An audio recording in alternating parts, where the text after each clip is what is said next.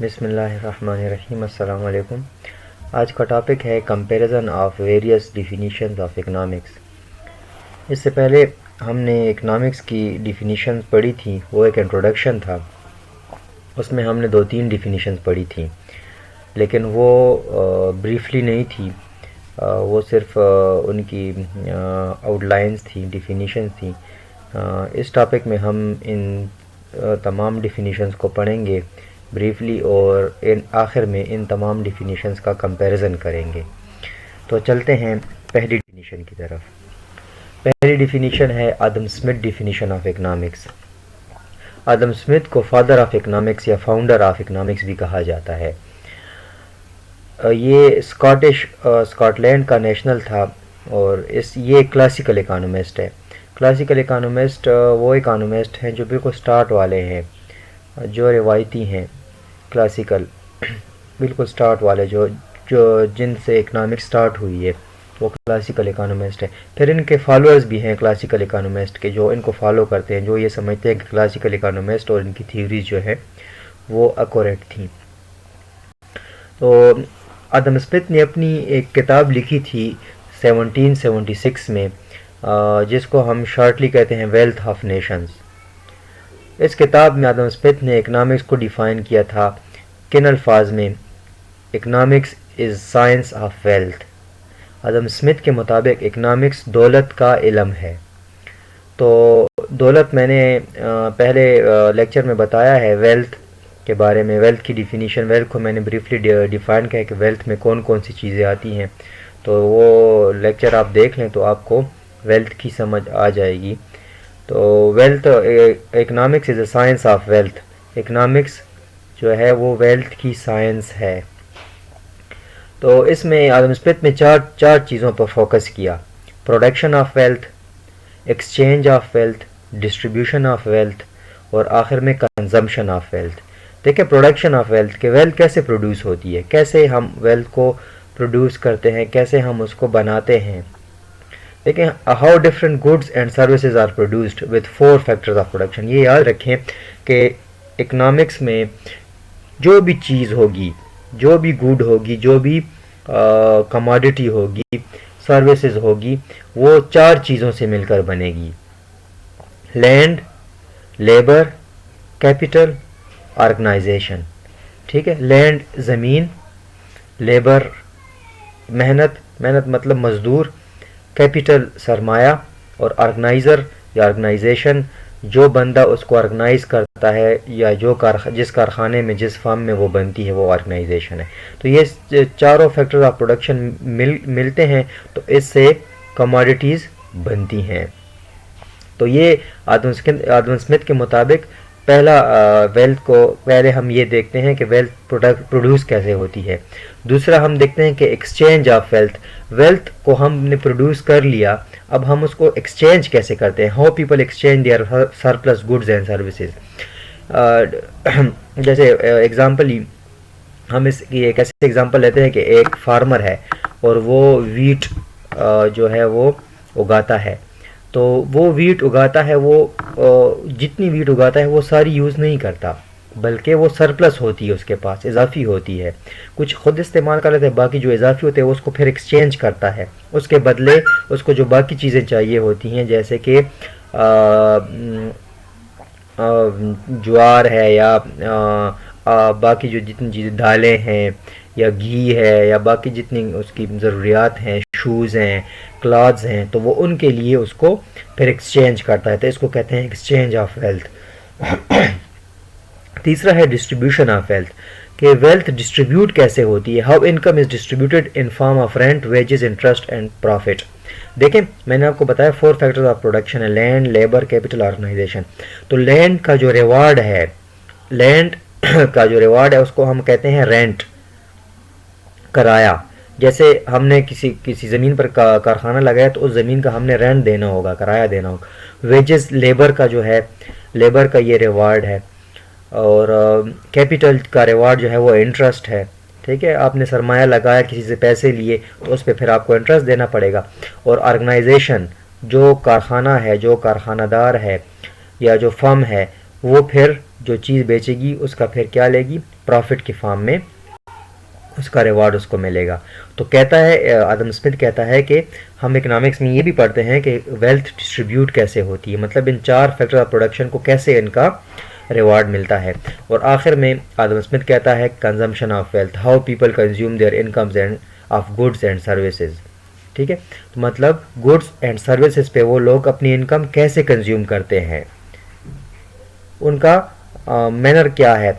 मतलब ये है कि वो गुड्स कितनी लेते हैं, कौन कौन सी गुड्स लेते हैं, किस किस मैनर में लेती हैं, कितने कितने लेते हैं, कितना यूज़ करते हैं। तो ये सारा जो है ये कंजम्पशन ऑफ वेल्थ में आता है। तो आदम स्मिथ के मुताबिक ये 4 वेल्थ को ये 4 चीज़ें डिफाइन करती हैं, और इन 4 चीज़ों को स्टडी को हम क्या कहते हैं, इकोनॉमिक्स। अगली डिफिनीशन है Alfred Marshall definition of economics. He was a British economist, ये ब्रिटिश बरतानवी था। ही रॉट हिज बुक, इसने अपनी किताब 1890 में लिखी, प्रिंसिपल्स ऑफ इकोनॉमिक्स। तो उस बुक में इसने इकोनॉमिक्स की डिफिनीशन इन अल्फाज में कही, economics is the study of man kind in ordinary business of life.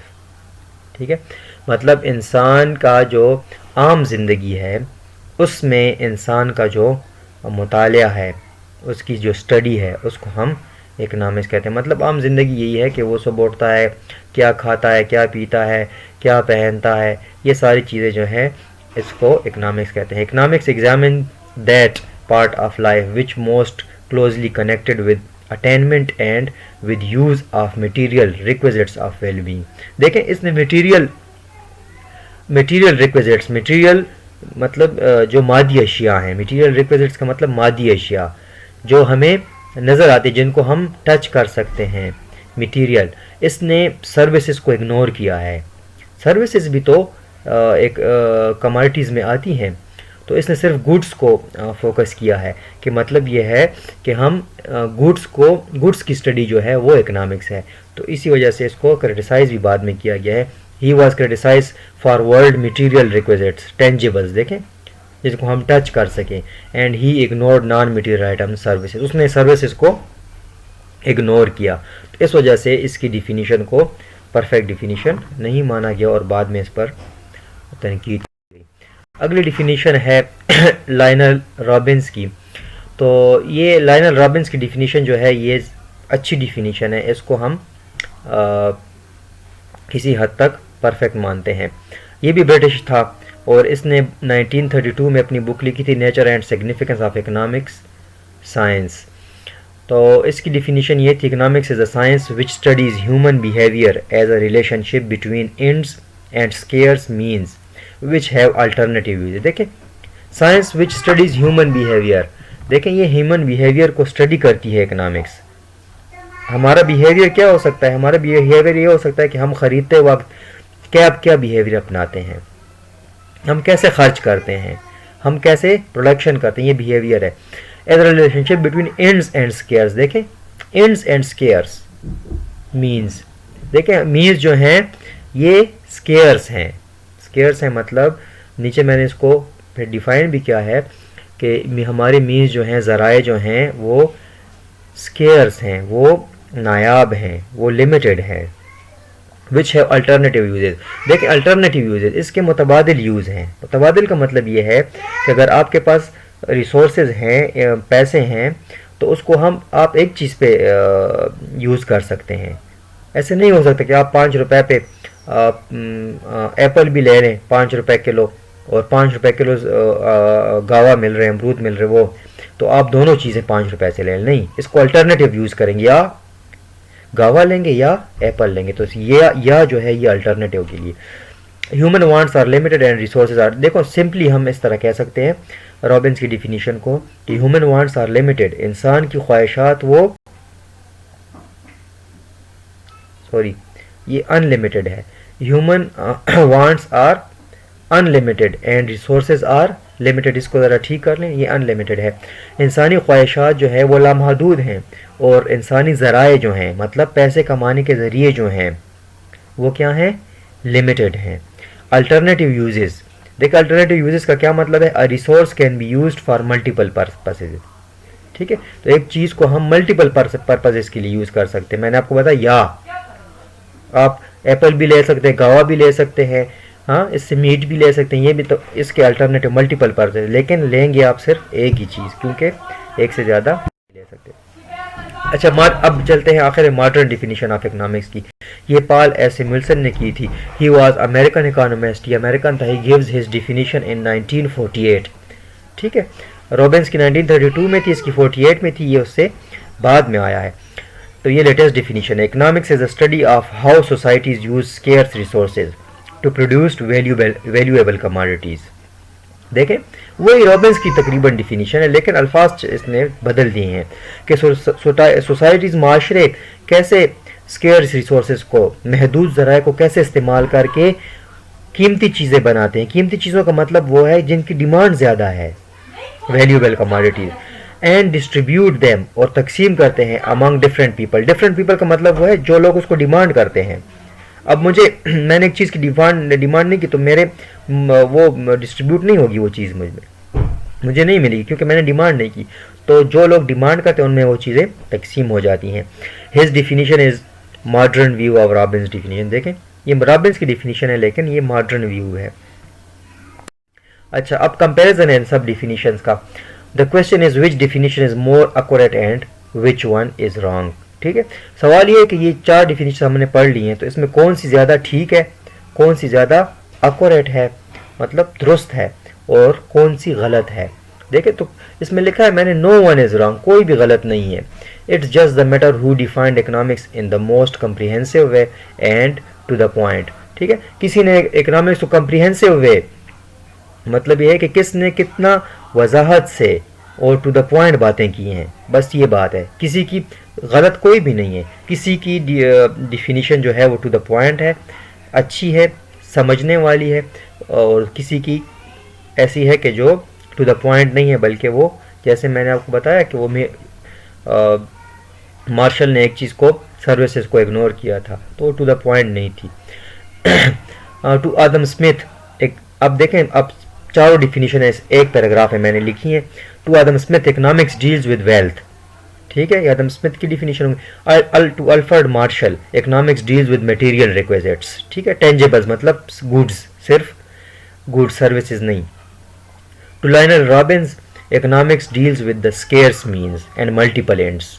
ठीक है, महदूद ज़राए, लामहदूद ख्वाहिशात, एंड्स ख्वाहिशात को कहते हैं। ठीक है, टू पॉल एस सैमुअल्सन, जो मॉडर्न हमने पढ़ी, economics is study of societies. देखें, इस माशरों की स्टडी है, how they produce valuable commodities, वो कैसे कीमती चीज़ें पैदा करते हैं विद स्केर्स रिसोर्सेज, महदूद ज़राए के ज़रिए, and distribute them among the people, और उनको लोगों में तकसीम करते हैं। तो आज का लेक्चर इतना ही था, उम्मीद है आपको पसंद आया होगा। मेरे चैनल को सब्सक्राइब करना ना भूलें। अल्लाह हाफिज़, वस्सलाम।